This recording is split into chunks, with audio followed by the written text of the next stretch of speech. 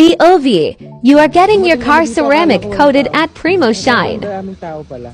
And pagdating namin, sobrang asikaso. Siyempre, pag malaki ka na, medyo hindi ka maasikaso. Pero this one, pagdating pa lang namin, accommodating sila. So, nasa gitna sila. Location is Melia, Springville, Phase 1 Central.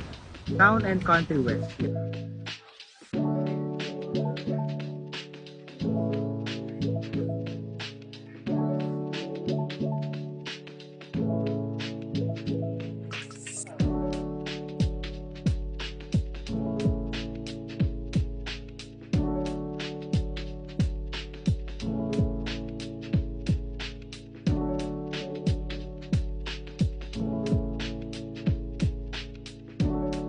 Ford Everest 2025 next gen natin. So magpapa-ceramic coating tayo.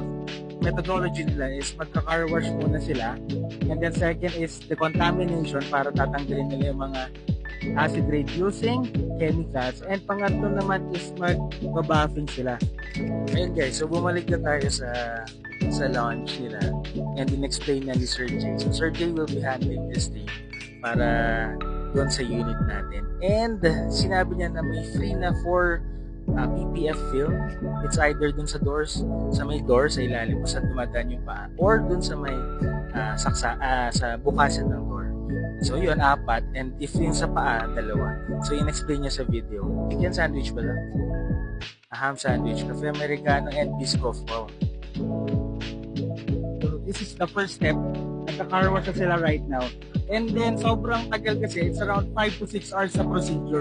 So ngayon, babalik na lang tayo after 5 to 6 hours. Siguro it's around 4 to 5 p.m. Right now kasi it's 10:30 a.m. no? So medyo matagal. Ngayon, balik na lang tayo since marami pa tayong gagawin. So ito pala, may iniwan silang checklist sa atin. Pakita natin, Sir Charlie. Yeah. So may checklist sila. So ayan yung mga from here, dito mo makikita na before nila makuha yung unit or before nila gawin yung unit, may mga dip scratch, yung mga ganon. So, merong mga legends dito sa gilid.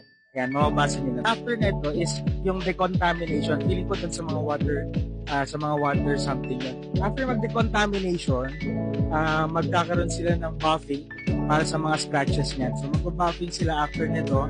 And then, mag-finishing na sa ceramic. Ang in-avail natin is yung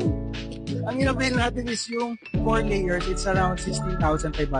Pag nagpunta ka sa Makati, nasa 22,500 yung rate nila. So, mas mura dito.